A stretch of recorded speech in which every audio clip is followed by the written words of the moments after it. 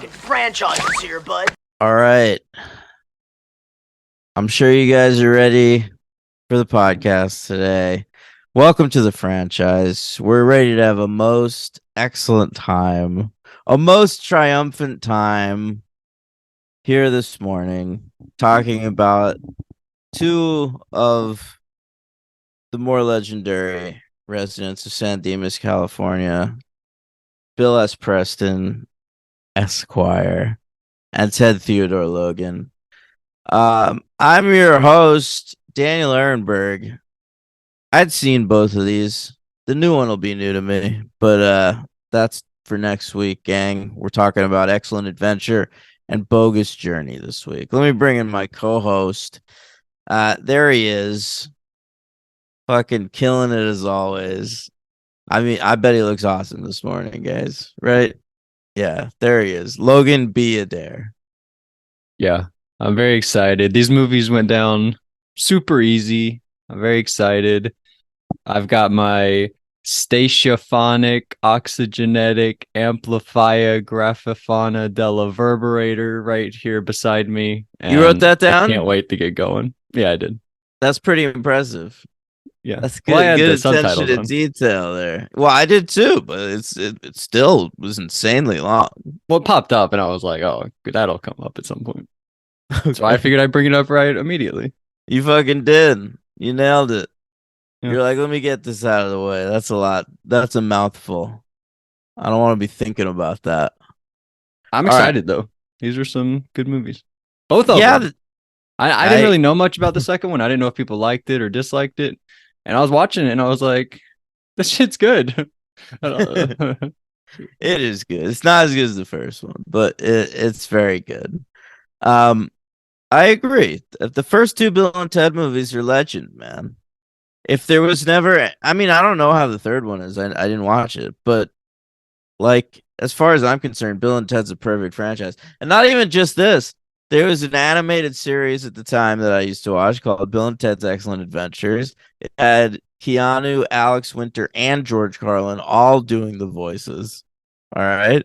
Mhm. So that was great. All right. There was also a comic book, Marvel comic book, Bill and Ted, which had like Evan Dorkin writing and drawing it, like legendary indie comic book artist Evan Dorkin of Milk and Cheese fame or non-fame, I don't know. But what a franchise Bill and Ted was. I mean, and this is all pre-Speed. Keanu was just fucking Ted. He'd been in River's Edge. Probably some other. Oh, I think he'd done. Or did he do Point Break between these two movies or something? No. Maybe. Point Break is 91, I think. Yeah, he might have done that after. That might have been the first thing after Bogus Journey. Like, let me move on from Ted. That probably makes sense. Why didn't you watch the new one? Because of the franchise? Yeah, actually. I just knew I'd have to watch it for this eventually. Mm-hmm. Why didn't you watch it at the time? You did Coming to America. That seems like that was about the same time. I don't remember. I don't remember the reasoning for it, but it was the kind of thing like I love Bill and Ted, so like I knew it was going to happen at some point. And here we are. Yeah. I'm excited. Yeah. Okay. Shall we discuss the original Bill and Ted movie, Bill and Ted's Excellent Adventure? Let's do it. All right, I agree. So this started these two nerdy writers, Chris Matheson and Ed Solomon. Okay. They were going to like college together, I guess, or maybe just after college, and they started doing a stand-up routine together. And the stand-up routine was Bill and Ted. But it was like, I think in the stand-up routine they were supposed to be like 14 years old and kind of like annoying, but then they cast Keanu Reeves and Alex Winter, and they're so not annoying, like that they had to make like everybody love them because they're the most lovable characters ever. Right. I mean, I guess we should mention Wayne's World because those guys are a little bit these guys, and that started as an SNL thing. I didn't know this also started as like a skit type thing. Well, I mean, it didn't in public. Like the first, like that was in like local stand-up clubs and shit that they just developed these characters. But like Wayne's World was on Saturday Night Live. I That's thought already a about thing at Wayne's this World. point. I don't think it was. Oh, really? Yeah, I thought about Wayne's World a lot watching the first one, and if this came before Wayne's World ripped this the fuck off. Yeah, I guess I never really thought about what came first. There, because like I never really thought about it because it's so high concept, and Wayne's World is mostly just them hanging out in their basement producing a public access show. But that's sort of what the opening of Bill and Ted's Excellent Adventure is like. Like they're hanging out in their basement playing music Right. and like being doofuses. Yeah. That's all Wayne's World is. Mhm. It's wild. What was the first? I'm gonna look that up. When the first Wayne's World sketch was. Okay. What do you think Wayne's World 2 is better or worse than Bogus Journey? Because I never saw Wayne's World 2 either. It's about as good. Really? I didn't love Wayne's World. I thought it was okay. Yeah, I don't get that. We need to cover that. Yeah. I feel that way about Anchorman too. Listen to this. First Wayne's World airs Feb 18, 1989. Do you want to Wow. know something? That is one day No. after Bill and Ted's Excellent Adventure came out. I'll tell you what happened. Trailers are out. I've never heard this talked about before. These motherfuckers, they go see. You're thinking a Bill and day they Ted. got it together? I think they fucking saw Bill and Ted. The world Friday premiere might have been morning. 2 weeks prior. Then they go to Lorne and they're like, check out these characters we came up with. And Lorne's like, sure, that's good. I do think in some way it is a ripoff. It is. It's a direct 1 day? Are you kidding me? But 1 day is crazy. Then they saw the fucking trailer and they timed it out. They knew it was going to come out that weekend. So they're like, let's do a little rip on that. Yeah. And then did people not know it at the time it was a Bill and Ted thing? I don't think anybody talks about that. Yeah, I don't think so either. We're geniuses. Are we geniuses? Yeah. Did we just find out that we're geniuses? No, I feel like this has to be talked about. That we're geniuses? No, that it's a ripoff of Bill and Ted. Oh, okay. So Chris Matheson and Ed Solomon, these writers, they write a script. They decide to adapt their characters into a script. They call it Bill and Ted's Time Van. All right. Okay. And they start shopping this bad boy around. Now, Chris Matheson, he might have had a little bit of help, if you ask me, because he's a Nepo baby. Mm-hmm. All right. His father's noted author, Richard Matheson, considered one of the great sci-fi novelists of all time. He wrote I Am Legend. Wow. Yeah. Now his partner, Ed Solomon, not a Nepo baby, thankfully, and he went on to have the bigger career because after Bill and Ted, they wrote Mom and Dad Save the World with John Lovitz, and that shit tanked because it was goddamn terrible. And then they split up, and Ed Solomon had the bigger career because he went off and wrote Men in Black. Yeah, I've heard of it. They both yeah, I've heard of this guy, Ed Solomon. Yeah. He's done a lot. I mean, I think he wrote that latest. I mean, it's not latest anymore, but remember that Soderbergh movie, No Sudden Move, with Benicio del Toro and Don Cheadle? Yeah. I think he wrote that. Like, he's still putting out like shit.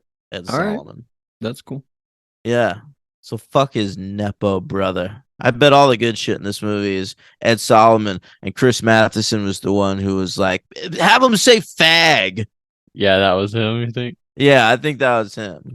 And the second one, they do it twice. I couldn't believe it. Like when it showed up in the first one, I was like, wow, that must have been like a weird moment. And then the second one, it's almost like, no, that was a hit. People liked when they said that was it. their favorite part. We have to double down. Yeah. Yeah, that was crazy. Oh, All right, so for the movie, listen to this. You familiar with Encino Man? Yes. Yeah, I know you are. You watched it recently.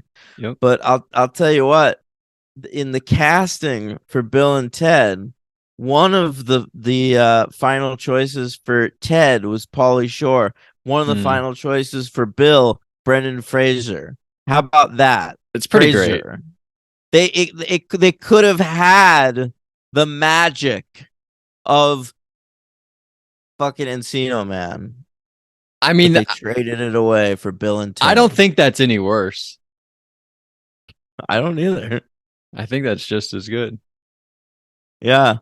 Yeah, maybe it might be worse because Pauly Shore is, but Pauly Shore was likable at this time. Like, because I think We love that's him. Yeah, I know. I think that's the magic of Bill and Ted is that they're so wholesome. Yeah.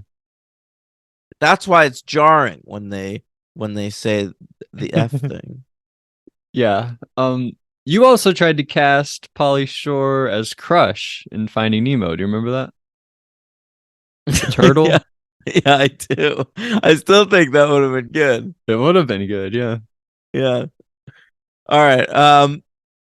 This movie was nominated for 2 Saturn Awards. Saturn is between Uranus and Neptune. Saturn, whoa, sci-fi blessed films. And it was best costumes and best science fiction film. Okay. And it lost both of those awards to Total Recall, which is understandable. Okay. That's the next year though. Yeah. Yeah, I think this was Saturn like skipped a year or whatever, so they did an award show that was like 2 years in one. Okay. Well, they might have So won if it was only they counting every might year. have won. Who Well, knows? Back to the Future 2. That's this year. That's true. And that's why, like, you remember I said that their original script was Bill and Ted's Time Van? Right. After Back to the Future hit big, they were like, nah, vehicle going back in time is passe now. You got to come up with something else. They did a great job.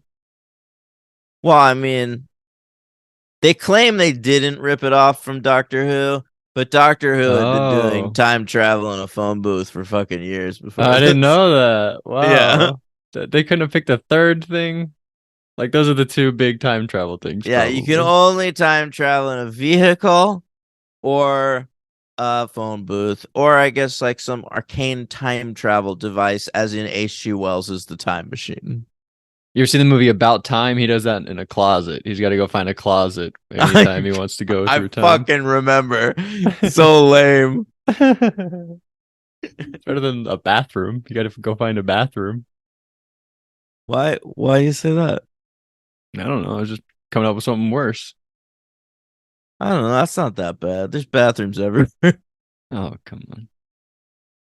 All right. You just get offended when we mention closets because it brings back the time when you came out of the closet. Wait a second. What was that joke? You're calling me gay? Yeah. Very good. Very good. Okay. Can we not do that even if it's like we're obviously making a joke? I think it's funny. But I do too, but your mileage may vary. What are they gonna do? Cancel us? Yeah. We never were greenlit. So we Yeah, can't be come on. canceled. Come on, try us. No, don't try us, please. Can I think something I like about this movie? Oh, but should we do our years Wait, first? I'm one Oh, second. you're done. Saturn Awards. I'm not. Sorry. God damn it! This came in at number 32 at the box office. I just wanted to say that between Okay. Jim Belushi and K9 and the Karate Kid Part 3.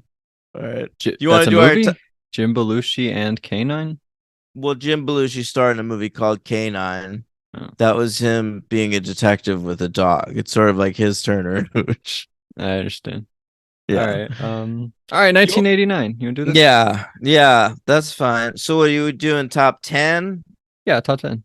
Was that the idea here? I Yeah. got Bill and Ted over here at number 17, gang. Well, it's in my top 10. It is? Yeah, I haven't seen that much. I've seen Wow. 25 movies. Oh, I've seen from 1989 only 116 films. Wow, you got to do some more watching from Yeah. 1989. It Yeah, sounds I like. agree. What is that? You got upset your movie didn't win Best Picture? You're like, I'm never watching a movie from this year ever again. Is that what happened there? Yeah. All right, number 10 for me, Sex, Lies, and Videotape. So do you want me to respond to all of these? I mean, that's a great film I thought you were gonna go that number I 10. recommended to. Oh, I thought you were gonna go your I'm 10, sorry. and then I was gonna go my 10. I guess we didn't establish that. All right, it's number 9, Bill and Ted's Excellent Adventure. Yeah. Number 8, The Burbs. Maybe I could flip those. I don't know. Number 7. Burbs. Yeah, I've got that at 14. Number 7. This might be in your top 10. Born on the 4th of July. Is not in my top 10. Wow, I don't even think it's in my top 20. No, here it is at number 27. that's crazy. This will definitely be in your top 10. You told me to watch it recently, a few months ago, and I really liked it. Hal Hartley, The Unbelievable Truth. Yeah, that is. Good movie. Number 5, you're not going to like this. You're going to say this is way worse than The Unbelievable Truth. But I saw this at like the right perfect time. I was like 18. I was like, man, this is like one of the best rom-coms ever. I bought it. I still do. I still love this movie, honestly. When Harry Met Sally. You think that's a lame movie? I don't think it's lame. I remember it giving me early boners, the scene where they had sex, which is interesting because hard to think about having a boner with Billy Crystal on screen. Yeah, I think But, he's pretty attractive in this movie, actually. He's charming. He's charming. He's got like the little beard and his hair looks nice. I have it at 48, Logan. That's crazy. Number 4, all these will be in your top 10, probably. Number 4, Back to the Future. Is it out of part 2 situation? Yeah. Yep, part 2. Number 3, I just watched it this week. Watched a few things to add to the list here. This is one of them, a documentary from Michael Moore. Roger and Me. Yeah. What a film. Pretty cool. Number 2, I watched this around the same time as When Harry Met Sally and thought the same thing. Thought it was great. And I still do. Say Anything. Probably one of my favorite Cusack movies. You know, I'm not a big John Cusack fan. I know you're not. That's in my top 20. That's crazy. Number 1, we'll agree here. Your favorite movie, at least one of your top few. Spike Lee's Do the Right Thing. That's correct. Yeah. Yeah. So just outside the top 10, I'm gonna be this asshole. Just outside the top 10, you got My Left Foot, Drugstore Cowboy, True Believer, Sea of Love, The Mighty Quinn. All right. I had Pet Sematary right outside mine. Nice. Great movie. It's another great film. But here's my top 10. 10, Casualties of War, Brian De Palma, Michael J. Fox, Sean Penn. Number 9, of course, Weekend at Bernie's. Number 8, Back to the Future Part 2. Number 7, Roger and Me. Number 6, The War of the Roses. Number 5, Jim Jarmusch's Mystery Train. Number 4, The Unbelievable Truth by Hal Hartley. Number 3, Woody Allen's Crimes and Misdemeanors. Yep. Number 2, Sex, Lies, and Videotape. Wow. And number 1, of course, Do the Right Thing. Yeah. Great list. There's a few of like near your bottom few that I haven't seen that I need to watch. There you go. Next time. All right. Talk to me about Bill and Ted and their excellent adventure. All right. Well, first things first. I'm the realist. No. Dude, I was gonna fucking pipe in with I'm the realist.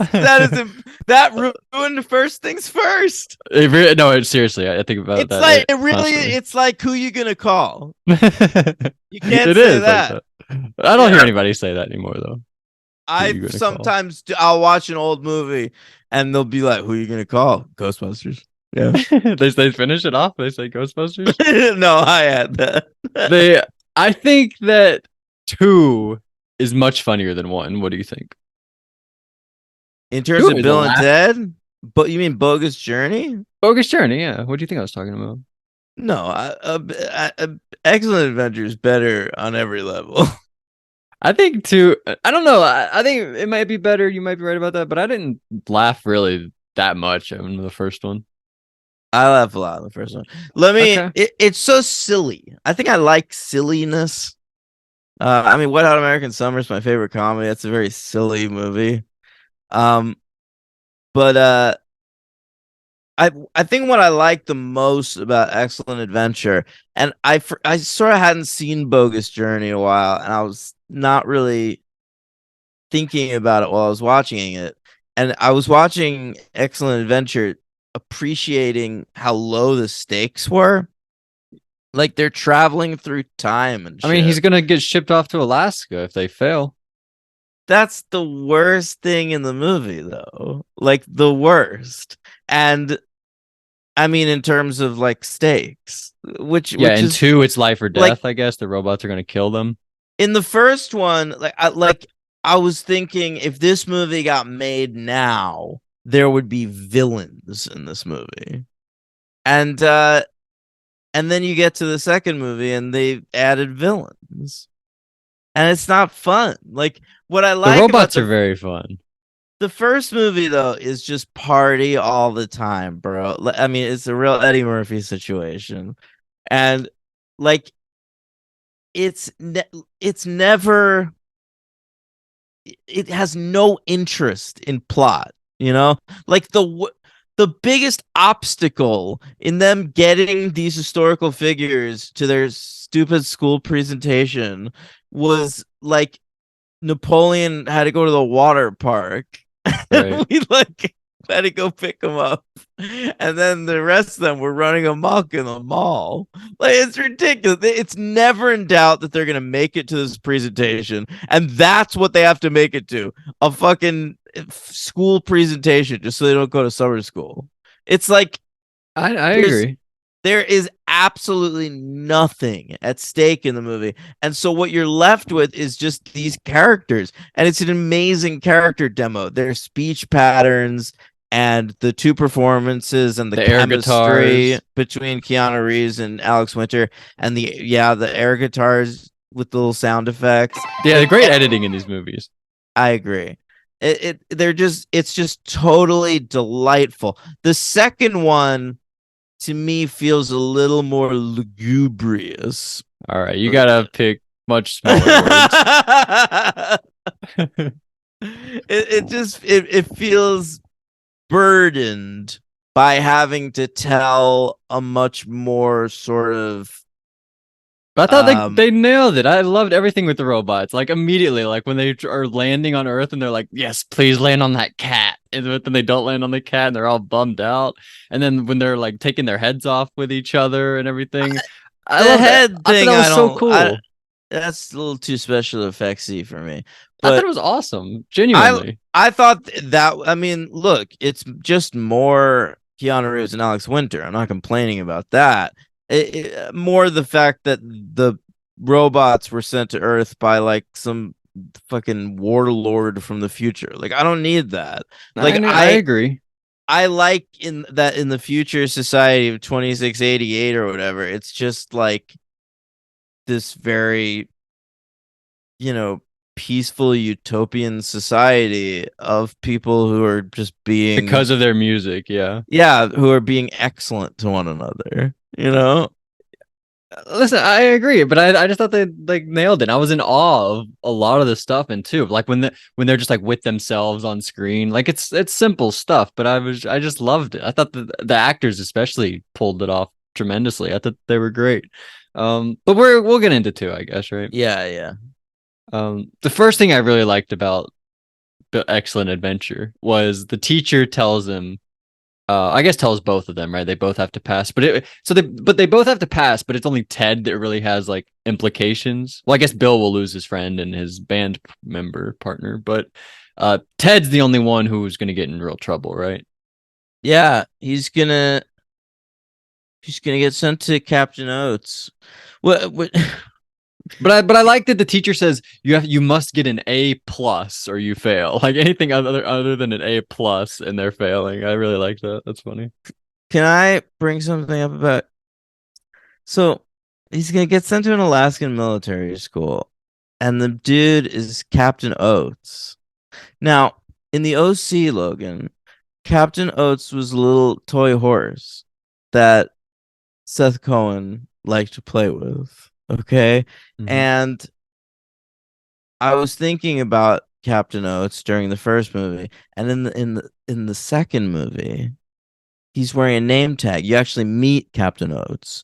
He's wearing a name tag, and it's spelled Oats, like oats. And I was thinking, was the little horse from the OC a reference to Bill and Ted's Excellent Adventure?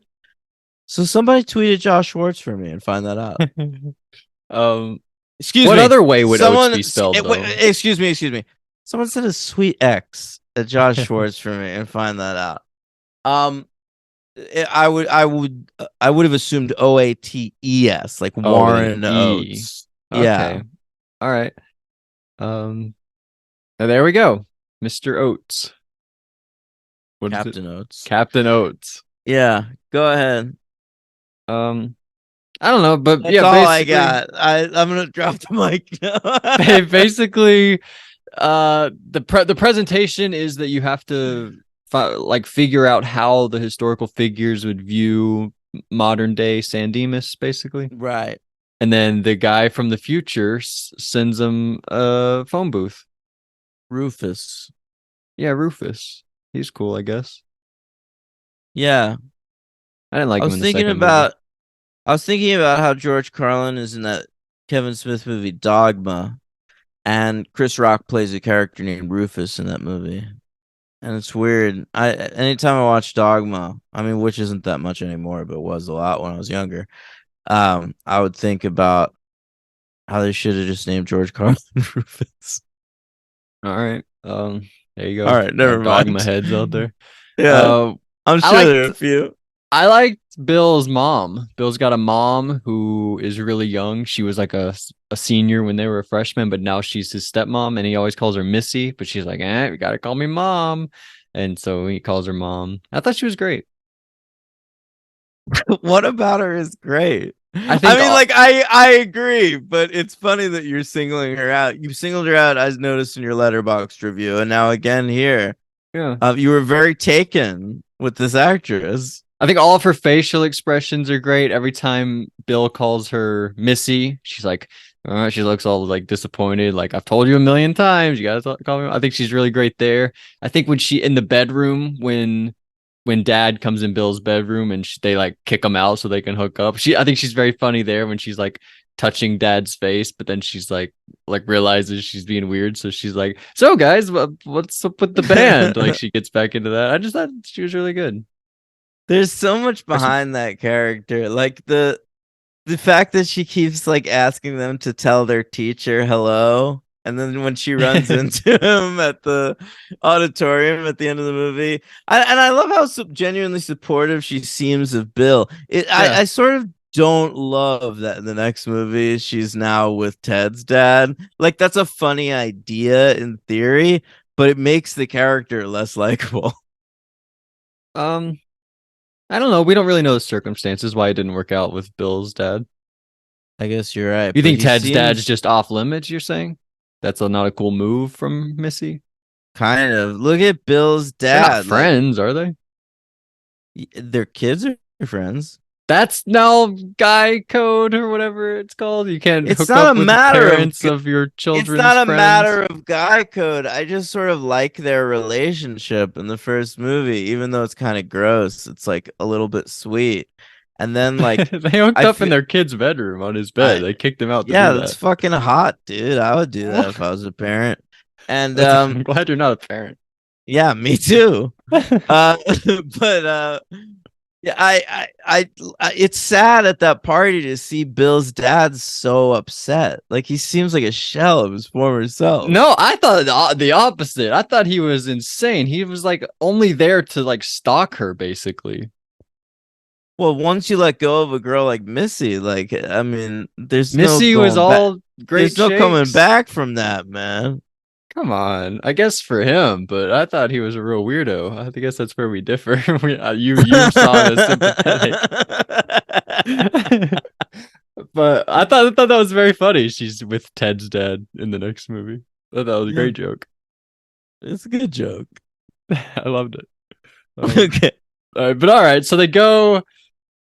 First guy they meet's Napoleon, and they bring him back, and then they leave Napoleon with the little brother because they're like, "What do we do with Napoleon?" I don't know. love the little brother.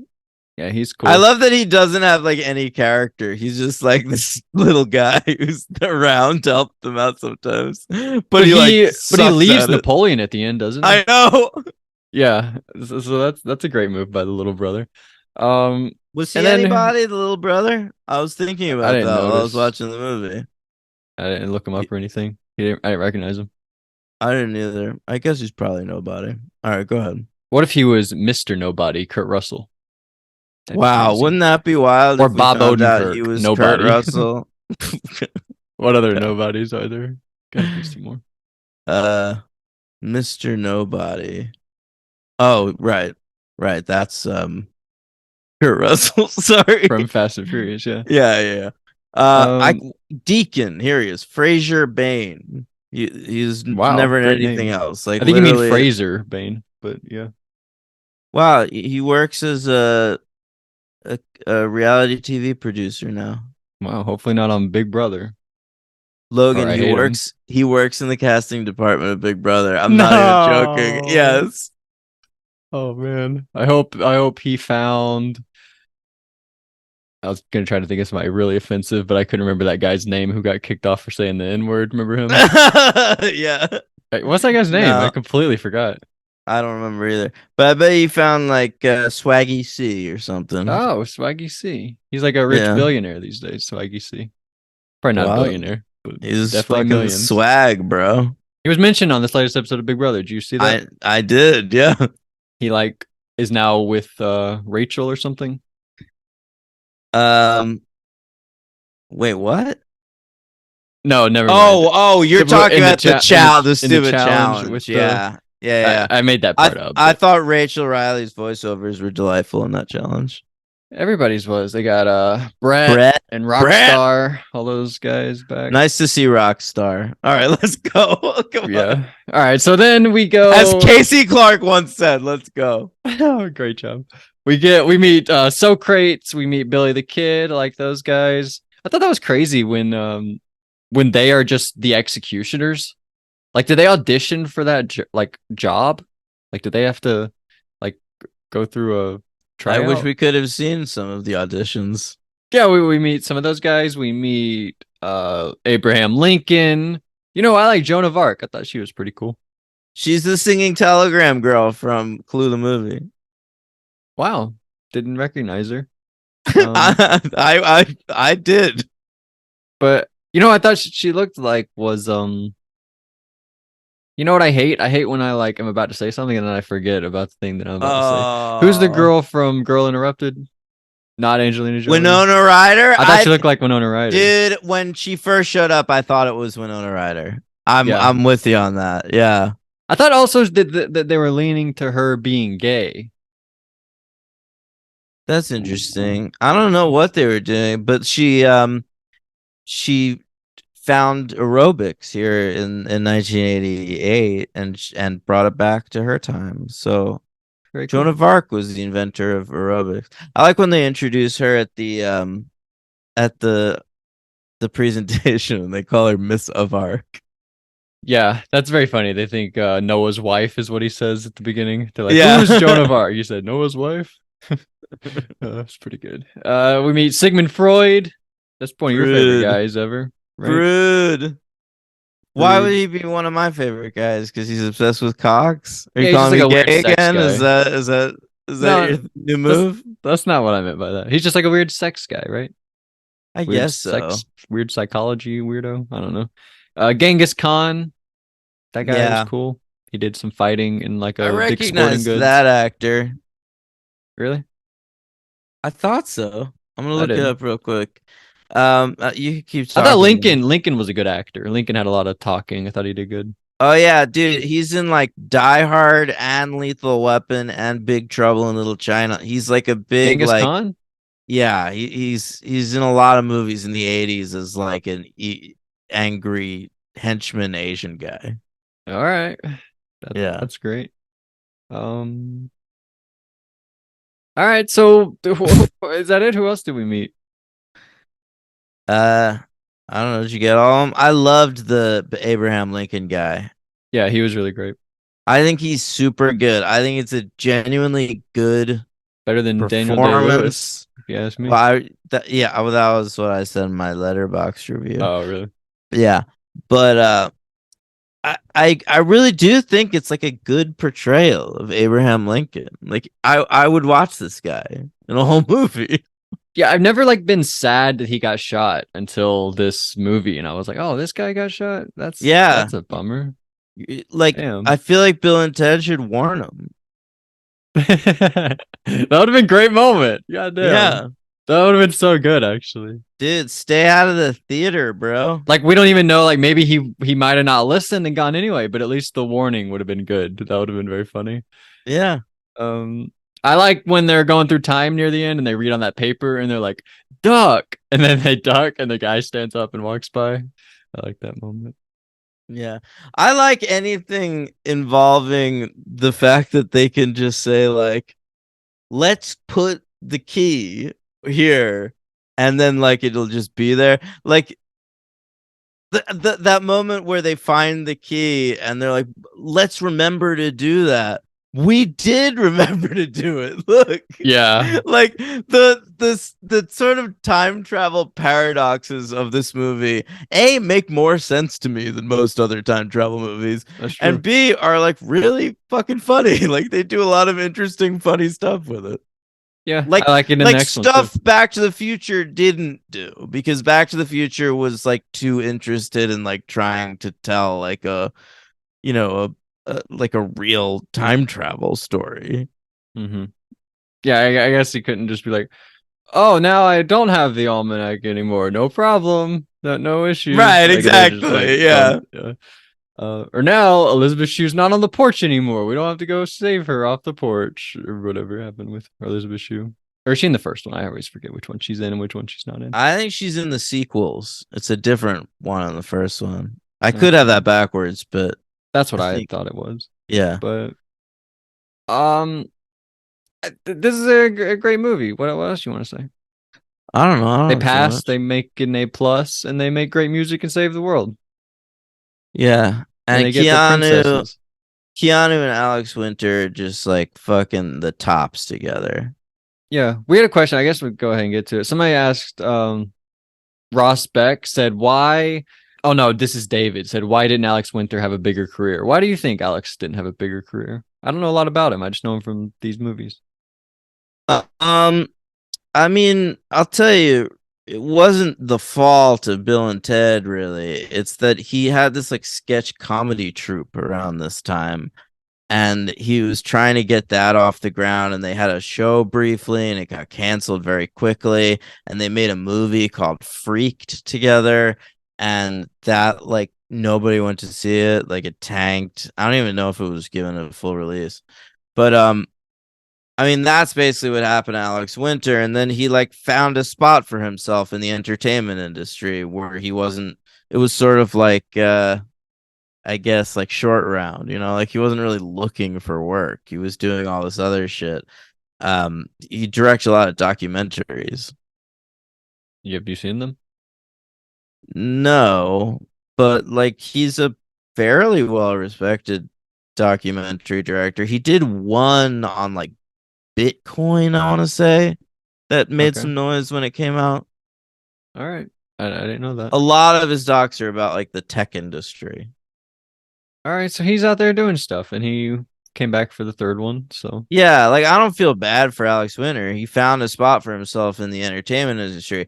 The reason people bring up Alex Winter's perceived lack of success is just because the other guy's Keanu Reeves. He became one of the biggest movie stars ever. But this guy is not. I think it's fair to ask why because nobody knows these guys unless they're a big fan of these movies. I feel like. No, for sure. Yeah.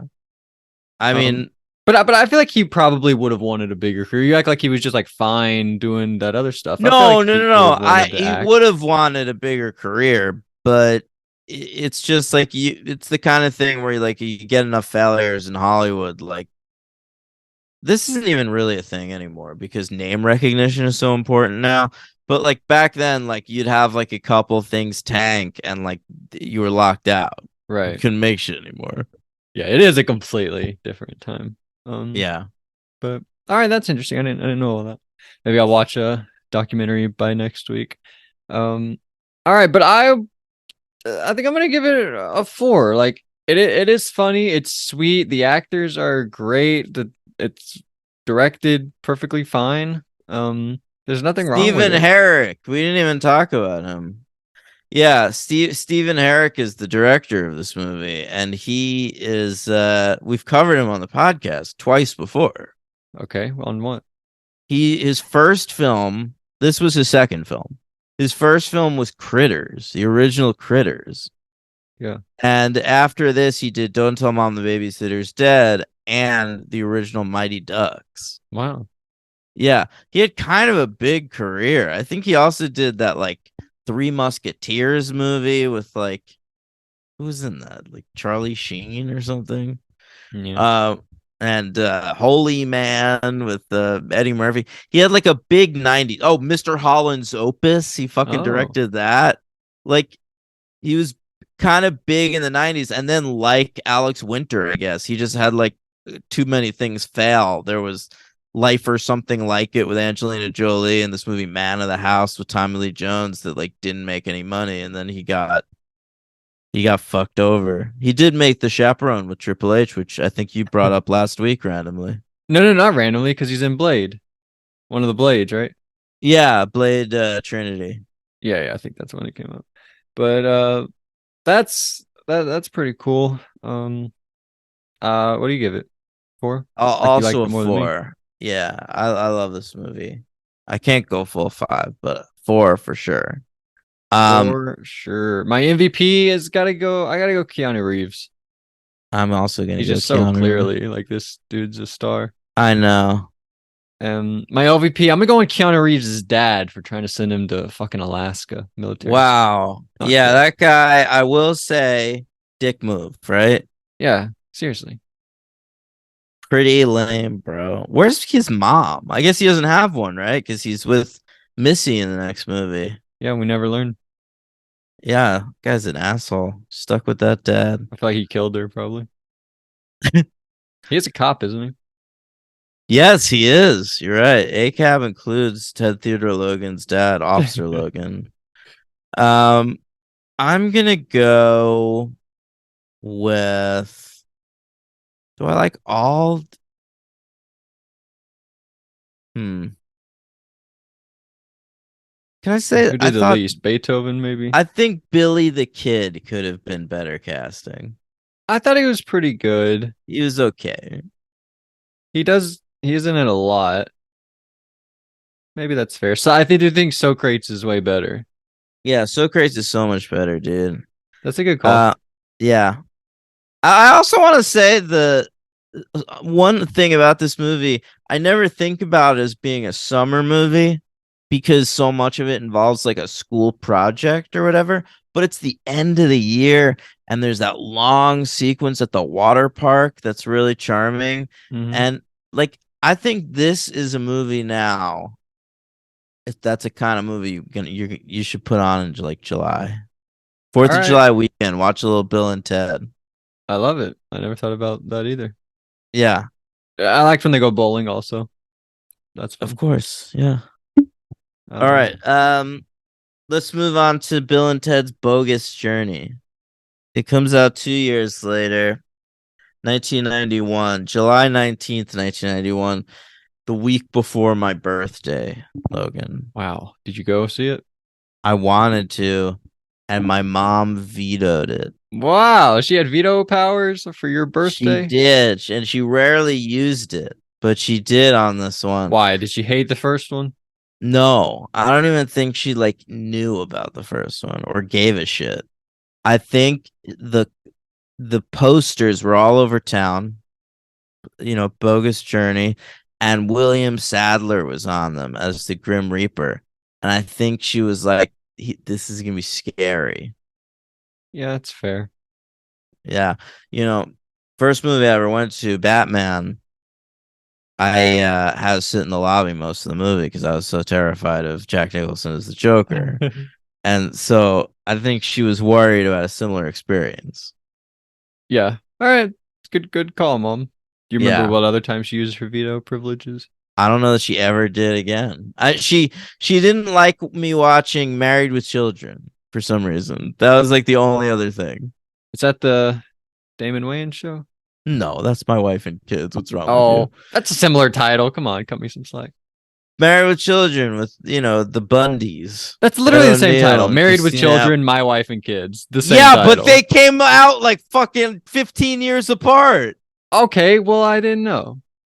All right. I'm sorry. It's all right. So this one, Matheson and Solomon, they're back to write together. All right, but we have a new director. His name is Pete Hewitt. Familiar with Pete Hewitt? Maybe. Tell me about him. All right, I will. Um, Peter Hewitt, by the way. I don't know why I was calling him Pete. Yeah, like your pals. Yeah, we're best friends. This was actually his first movie. Wow. Bill and Ted's Bogus Journey. All right. And you crushed it, honestly. Yeah, he kind of did. He after that he did do a lot of work with like special effects because this is a special effecty kind of movie. He followed this up with Tom and Huck with JTT and Brad Renfro, but that was a little different from what he normally does. He did The Borrowers with John Goodman and a bunch of little minis. And he did Thunderpants, which I've talked about on the show before. I've always kind of wanted to see it because it's about farts. And he did Garfield. Man. He did Garfield, Logan. Really? The original. Jennifer Love it's not Hewitt? the original. Wait, is he related to Jennifer Love Hewitt? Oh my god. Do you think you uncovered something right then? Literally, I've never thought about who directed Garfield one time in my whole life. Is that Jennifer Love Hewitt's dad? I'll tell you in a moment. But I want to say he also directed something we covered on the show once before, Home Alone: The Holiday Heist. It's crazy we haven't covered Garfield and Garfield: A Tale of Two Kitties. Those are great films. I'll cover those whenever you want to, dude. I'm a Garfield head. I've seen every episode of Garfield and Friends. Wow, that's crazy. Didn't they redo a Garfield? Did they remake a? Did they ever do that? Like thinking of Scooby Doo. I don't know. You might be thinking of Scooby Doo. Scoob. No, like Garfield. Oh, that's coming up. I'm sorry. There's a new Garfield. What? Why is he everybody? I don't know. It's made by Mark Dindal. What? Are you serious that Chris Pratt is fucking Garfield? Swear to God, look it up. 2024. No, you're supposed to be looking up if Peter Hewitt is related to Jennifer Love Hewitt. He's not. I did look it up. No relation. Wow. Chris Pratt. He's Garfield and Mario? That's pretty cool. That's insane. Does he have a kid? Is he making stuff for his kids? Probably. Yeah. Probably getting up all in them guts of that Schwarzenegger girl. Why? Bro just brought up children and come on. Does he have any action things? Did he do the Tomorrow War? Was that him or was that somebody else? Of course it was. Okay, so he's got that, I guess. He's Star-Lord. Yeah, but that not much anymore. He's Jurassic. Yeah, but that's done too. Yeah, I know, but this guy, he's like a franchise regenerator. Yeah. What's he in coming up? Garfield.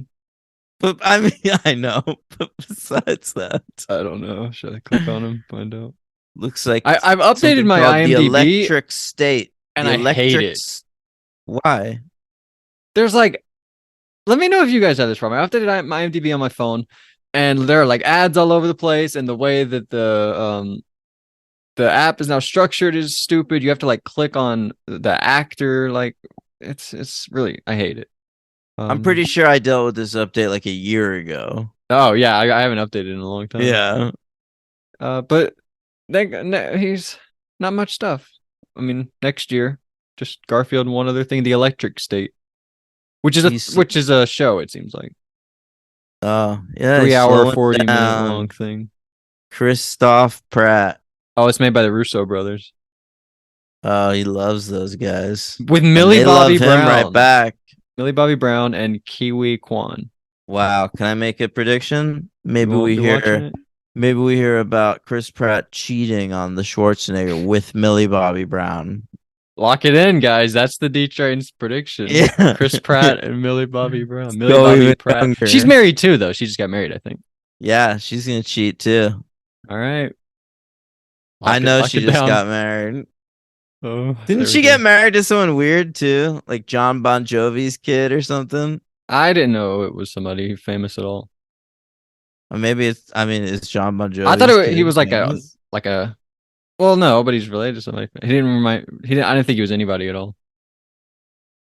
Nobody talks about how weird it is that she's just got the name Bobby Brown just in her name.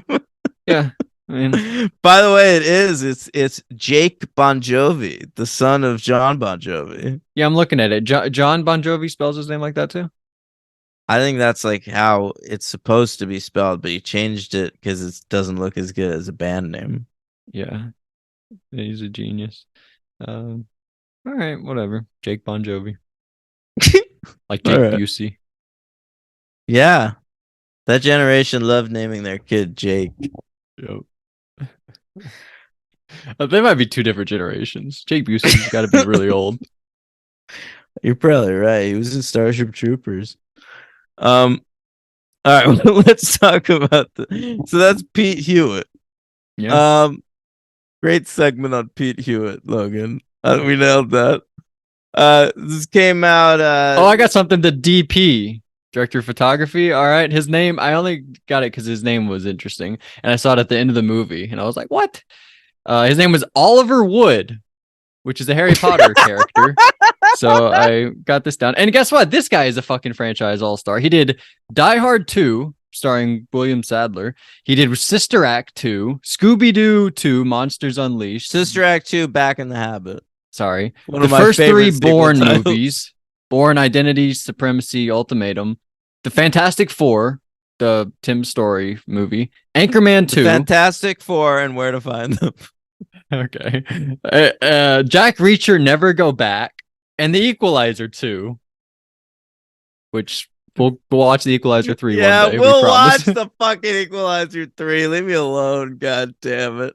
But that's 10 franchise movies. If one more person begs me to see the Equalizer, Really? People are doing that? No, Oh, okay. I'm joking.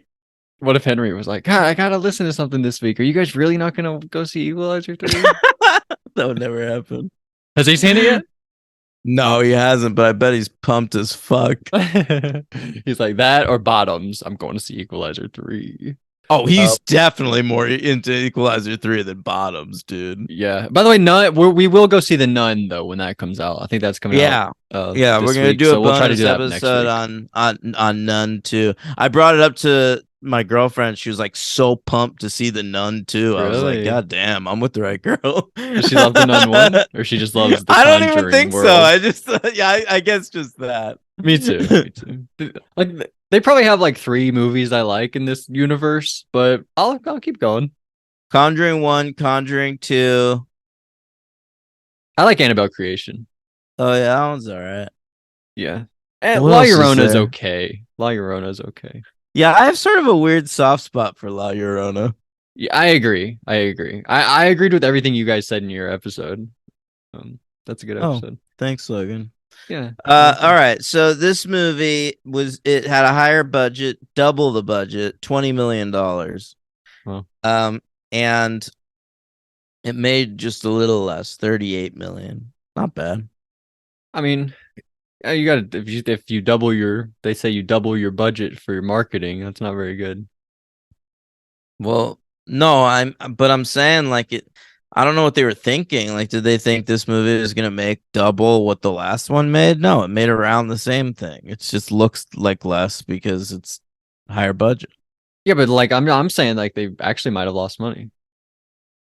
You're probably right. Yeah, they probably needed like 40. Yeah, that's It was widely marketed too. I mean, I was a child and I remember seeing those You said there were posters posters everywhere. quote Yeah, quote all over town, as all I said over before. town. Yeah.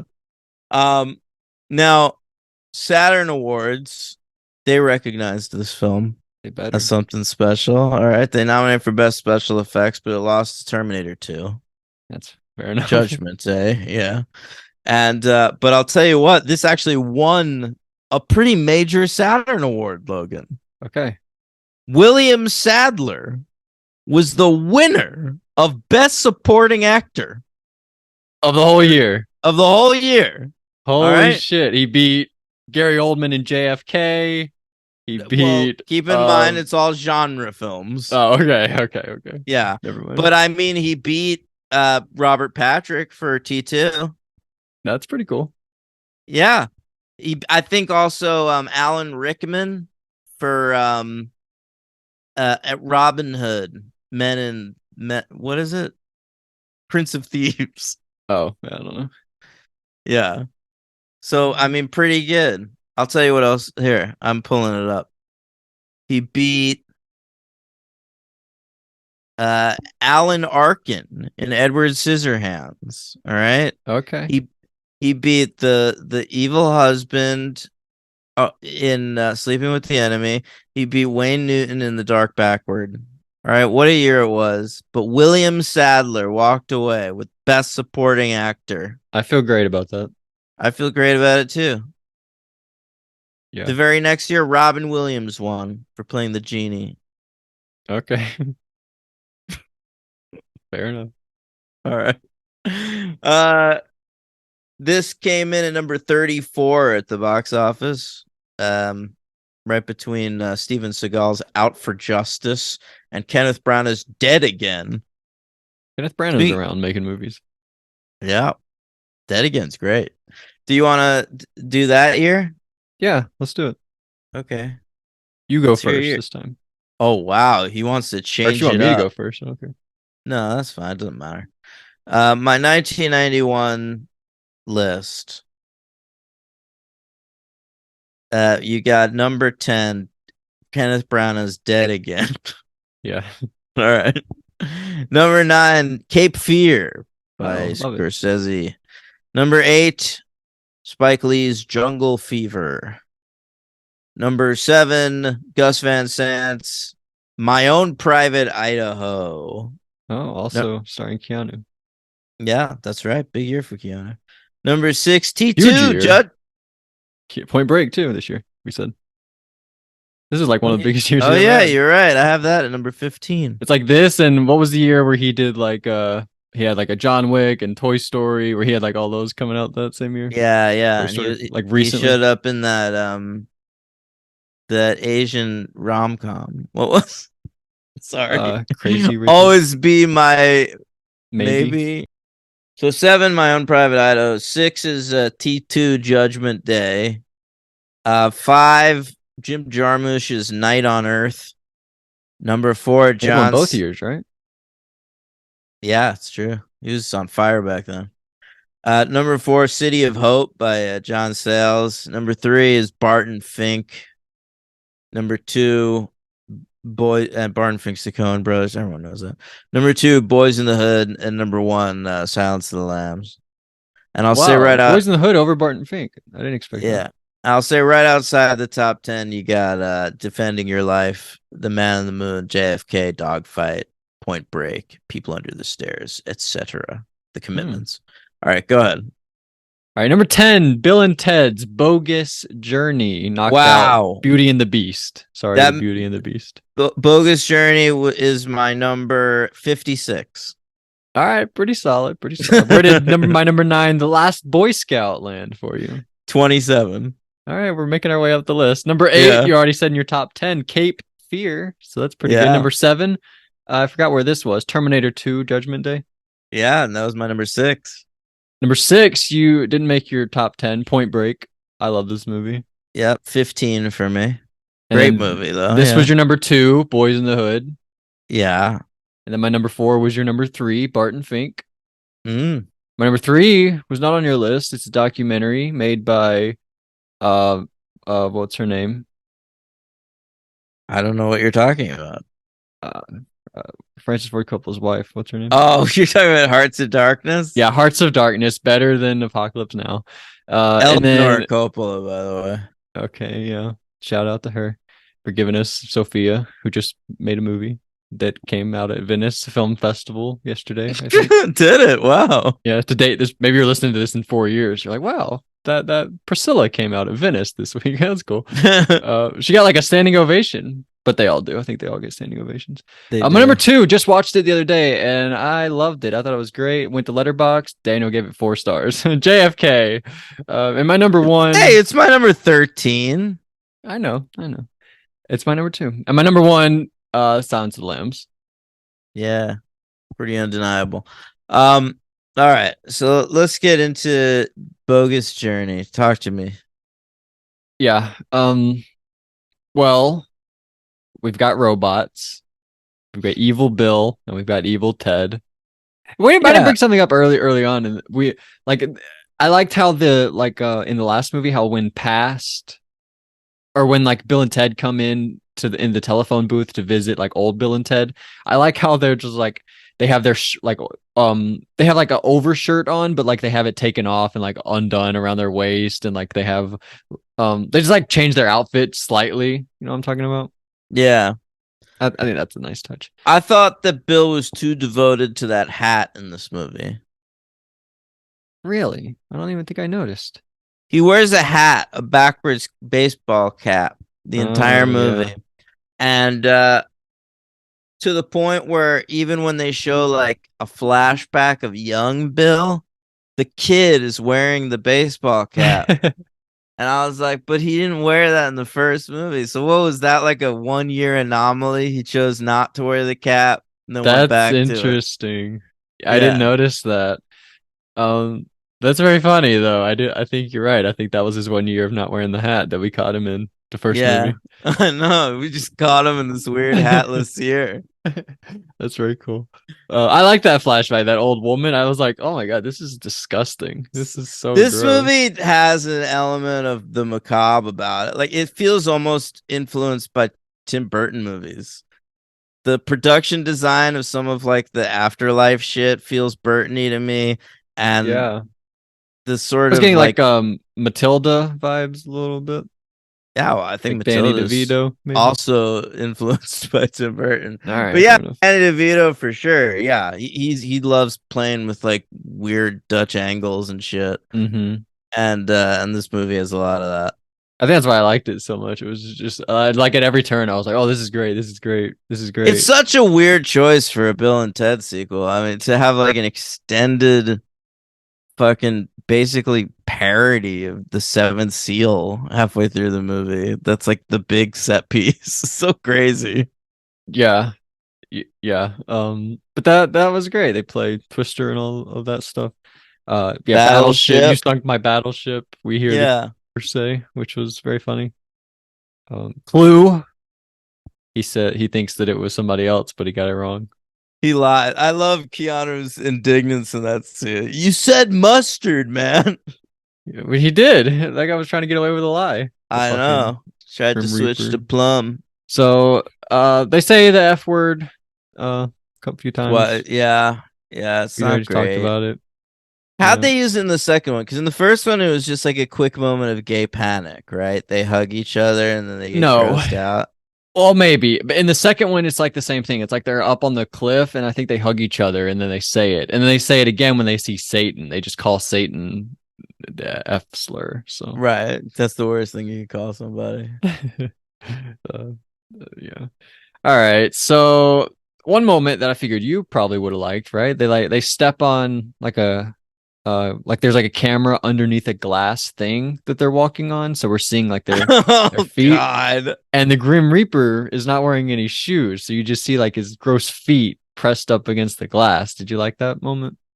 That's gross, but I did take notice of that shot though. Like there's a couple of like oddly ambitious shots in this movie, and that's like a Breaking Bad shot, like from under the bathtub. It did feel, yeah, you're totally right. It did feel that way. Yeah, you're just like looking up. It's like directly under them, the camera. Like, why? For What made you think coolness. of this? Yeah. Yeah, to be awesome. I don't know. They sing "Every Rose Has Its Thorn." Thought that Well, was they don't nice. sing it. They present it. They present the Right. lyrics to it as the meaning of life to God. That maybe that's another reason I like this movie less. It's just like, Socrates and like Freud. Those people actually existed. What do you mean? Seal doesn't exist? I mean, like God and the Grim Reaper and the devil. Like it's all bullshit. Oh. What do you mean? Satan exists? Shut up. Uh, What if you were I, doing this podcast with some like a devout Christian? I would I still guess you just say wouldn't, this right? stuff and piss them off. No, Yeah, I I guess you mean, just wouldn't. That would be impossible, probably. Right. I I mean, was like, Tim's I said a seal, and devout I meant Christian. what's the seal song that I was thinking of? This is Kiss from a Poison, isn't it? Rose. Kiss from a Rose. That's the one. The rose threw me off. But this is Yeah, Poison, right? yeah. Every rose has its thorn. This is Celebrity Apprentice winner Brett Michaels This wrote is this. legitimately like one of my favorite songs. Kind of. I love this song. What? I love this song. What a curveball. You don't like this Uh, song? it's okay, but like, what fucking 20-year-old is like, a song I fucking love? Every rose has its thorn. Oh wait, no. You know what? I think I'm thinking of the seal song. Actually, no. Kiss from a Rose. I am thinking of that. I Yeah, love that that's a song. great song for sure. I like Poison though. They're good. I What was like it? Brett Michaels in a Poison. I Sharknado? like the song "Poison" by Belle Biv DeVoe. Yeah, wasn't Brett Michaels the one who was The Mad Mad Max Max one. Fury Road? Yeah. Yes, yes. Which one is that? It's gotta be. It's like I, one of the late ones. It's like 5 or no, 6. it's not. It's 2. It's What? Sharknado 2, the second one. There's no way that's 2. That I'm seems telling like you so that late. it's in New York. Think about It it. is in New York. Yeah, you're right. Yeah. That's wow. You nailed it. I shouldn't argue with you. Of course you got that right. Did you like the guy's station? Uh, it was hot and cold on station. Really? It's like a. I love it. I thought it was really cool. I don't know that I need Bill and Ted hanging around with like an animated creature. What do you mean by animated? I thought he was like a real thing. Shut up. I'm being Oh, serious. Did they not build like a no, real no, creature? no. It probably was I thought he was practical, like as but cool as like the TMNT guys, like the what are they, Razor and yeah, they're not cool. Toka and Razor. What? They're the coolest part of that movie. The second movie, Toka and Razor are they're awesome. To be fair, Vanilla Ice is the coolest All part of right, the fair second enough. movie. Fair Like enough. Jesus. Sorry, I like Um, Station. I'm a Station fan. yeah, you might want to say go station, go. I would, but I wouldn't. Okay. I'm a Stan. All right, I'm gonna. I think it's funny that his name is Station. Yeah, it is funny. I guess. What It's a does it weird mean? choice. It's just more just weird. I read that it was just something they came up with when they were drunk. They started repeating the word station and they thought it was funny. That's weird. But it is funny. Kind of translates. Yeah. He was like two monsters who like turned into one monster, which is also Yeah. pretty cool. Yeah. I'm into him. And what he does is he makes good robots to fight the bad robots. And those robots are pretty cute. They are pretty cute. The other ones are cuter because they're Keanu Reeves and Alex Winter.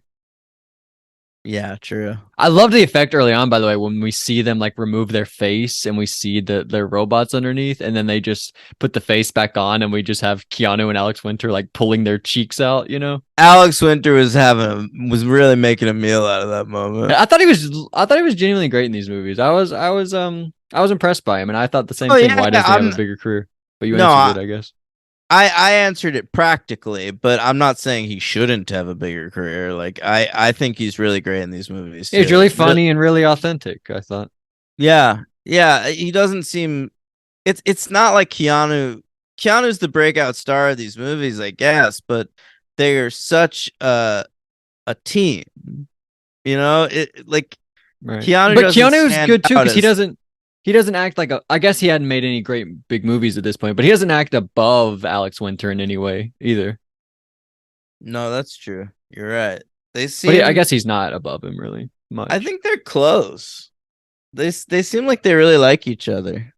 Yeah, well, Keanu just seems like the coolest guy ever. How he has that band that he's always been friends with, and all the stories I've ever Dogstar? heard. Yeah, Dog Star.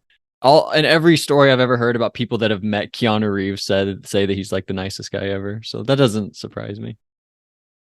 Yeah, I guess you're right. He's just fucking, shit's gold, that guy. Yeah. See, didn't he lose his wife also? Isn't that a sad thing about him? What? Didn't I think he had a wife that died at some point? Did I make that up? Isn't he just like married to like an older lady? Oh, so I'm just predicting that she will die soon. Yeah. Oh, okay. Sorry about that, Keanu. Oh, wait, no, we're both right, dude. Oh, why would he marry someone old after he just went through a death of a? He's got to Well, know he it's didn't- coming up. He didn't just go through it. She died in 2001. I hope not 9/11. But I hope so. So at least it'll be a little funny. he was David Lynch's assistant. Who was she? Was Yeah, the one who died. wow. Yeah. Oh man. Well, I mean, she died in a car crash and Oh, she was no. drunk and not seatbelted. So like Mm. that's kind of rough. Very But sad. Was Michelle Williams with Heath Ledger when he died? Not like in the same Jesus building Christ. as him. But were Keanu Reeves, he acted as a pallbearer for her, and she was buried next to their stillborn daughter. holy shit. Oh my god. Anyway, back to my Sorry, more what'd you upbeat say? question. Was Yeah. Michelle Williams with Heath Ledger when he died? No, wasn't Heath Ledger fucking one of the Olsen twins when he died? Oh, that sounds right. Yeah, I don't know which one. Yeah. Because I used to make jokes that one of the Olsen twins murdered Heath Ledger. Yeah, you did do that. Great joke. Thanks. All right, back to this movie. What happened? So they go to the Battle of the Bands, right? They're competing for a bunch of money. I do like And- that about this movie because that is such a question at the end of the first one. There's that joke where George Carlin like looks at the cameras like, I swear they get better. Yeah. And it's like, how does this band change the world so much? Like neither one of them are talented anyway. And they start with that in the beginning of this movie. Like they suck. They auditioned for the Battle of the Bands. They're awful.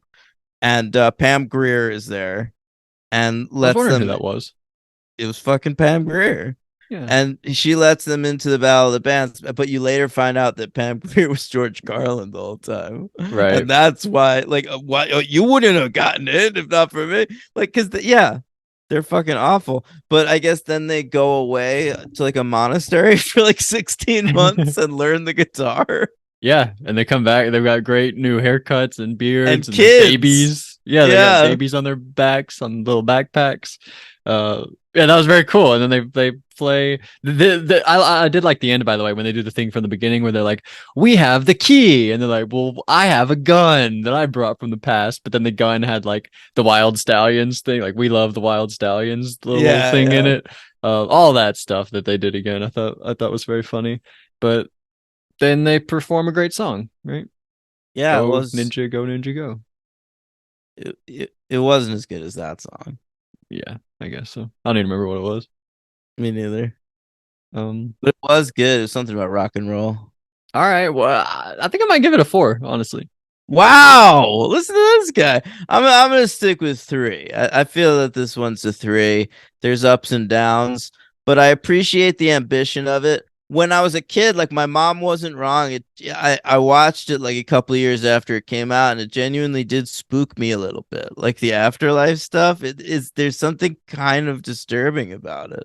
Yeah. And, I think there's enough panache to give it a 4. Like everything is like I get what you're saying, but I just at every turn they did like the exact right thing to up it a level that otherwise might not have been there. But I think I don't want it to be upped. Like I like the low stakes feel of the first one. The Yeah. second one feels a little too conventional to me. There's a villain. He's gonna be my LVP of the movie. Joss Ackland is the is he villain. Denomalos? Yeah, Yeah, that's what I wrote. and there's too much going on. Ease up. I don't know. I like Bill and Ted. I like the Grim Reaper. I like the evil robots.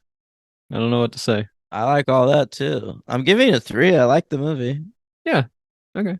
All right, my MVP. I'm gonna go William Sadler. I agree with the Saturns or whoever Me it was. too. William Sadler's so good. Did you see him by the way when like he the Nomalos Of goes on the TV course, and it's like of real William course. Sadler? That was I awesome. I popped for him. Me too. I think they cut to him a couple times, but They I was did. like, oh sweet, he's actually in it. But, Yeah. Yeah. Awesome. All right. Awesome. And all right. LVP Denomalos. Yeah. So next week on the show. Oh, we had a couple questions. Really? Yeah. By the way, guys, if you aren't a patron, I'm gonna start asking for questions on the Patreon. So if you want to get in questions or comments, if you just want to say something that you've always want to say about a movie that we're watching, go for it. I don't care. But Ross Beck said if you could go to any point in time and hang with a famous person, who would it be? And I don't really have a great answer because I don't really care about history all that much. I'd probably just pick like Bradley Cooper. Yeah, to be honest, I'd probably like hang out with Andy Warhol at the factory. The drugs were probably really good. Like he You like want to get hooked on drugs? yeah, drugs and ladies in the psychedelic 60s talking to Lou Reed and Andy Warhol. Wow. I would say Bradley before Maestro comes out. There's still time to change the nose.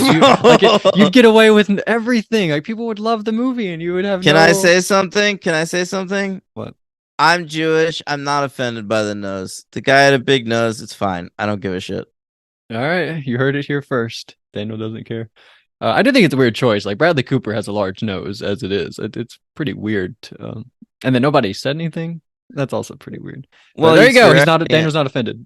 Cooper, he's like a methody actor. He wants a little bit of business. Like he feels like if he pops the nose on, it turns him into the character. I get it. I bet you when the movie comes out and people see the performance, people won't be annoyed by it. It's not like that fucking Nina Simone movie where they darkened Zoe Saldana's skin. That's insane. Oh, wow. I won't have a problem with it. I'm sure I'll love it. He says, also, you could easily compile a top 5 things that didn't hold up about these. 10-year-old me was oblivious to the use of the F slur when this happened, or when this was released. Oof. Yeah, that's not great. What else didn't hold up, though? I don't think anything. Like, that's an oof for sure. It's so, it sticks out like a fucking sore thumb in both the movies. Mm-hmm. But, yeah, really. I didn't notice anything else crazy. I think that's why they stick out so bad, because it's like the one thing that's like so crazy. Yeah, Bill and Ted are so sweet and wholesome and good and pure that it's odd to hear them say maybe the Missy character, he might be some things there. I don't know. Well, with her like fucking her teacher or whatever. Yeah, maybe. That's good, clean fun. All right. Not what happened to your girlfriend. That sucked. Right. No, that was awful. Professor Joel Zucker that time. He said, and then David says, which one of you is Bill and which one of you is Ted? I gotta be Ted because his name's Logan. Ted Theodore Logan. Yeah, I like to think I'm more Teddy than Billy, but maybe we're both Teds. Yeah, could be. No, but that is funny. You gotta give you Ted. You're Logan. That's one of the things I've always loved about this movie is that he's Logan. And I passed the bar exam, so I'm an Esquire. Yeah, that's one thing we all know about you. Yeah. And then David's the one who said, why didn't Alex have a bigger career? But you told us that he did a lot of documentaries, so that's pretty cool. He did. All right. I thought these movies were great. I had a great time. Gave them both a 4. Can't wait to watch the third one. And yeah, next week we're gonna do a little split next week where we finish one franchise and begin the following one. So check out the franchise next week. We'll have Bill and Ted's Face the Music. Bill and Ted Face the Music, I guess it's called. Which I've never seen. And then we're gonna start Blade, just with the first Blade movie. So it's kind of a weird week next week, but check it out. Patreon.com/the franchise, only $5 a month. We got a lot coming at you this week. We just did we ranked fifth installments, and we're gonna do like 6 and 7, like a bunch of them. We're just gonna bang out some of these other ones. And then Buffy's Angels, of course, a big crossover week. That's a real show, and, if you guys didn't know. Yeah, we talk about Buffy and Angel. And I Will Remember You. And then we've got also, hey, I'm watching here. I'll tell you what I thought about Bottoms and Secret Invasion. And probably You some watched other Bottoms shows. already? Yeah, I went to see it yesterday. Oh, wow. I was going to go today, I think. Yeah. Don't tell me what you thought. I watched JFK and a bunch of other stuff. Yeah, so we got a lot to talk about this week. Try to watch the franchise. Try to watch the challenge and stuff before, like, the Thursday episodes. I'll do By the my way, best. The challenge did not come on Sunday. I think we've passed the point where they're doing 2 episodes a week. So I think now it's only Thursday. I noticed that too. I tried to watch it last night and couldn't. Yeah. All right, gang. Keep them hot, keep them fresh, and what's something Bill and Ted Have say? a most excellent weekend.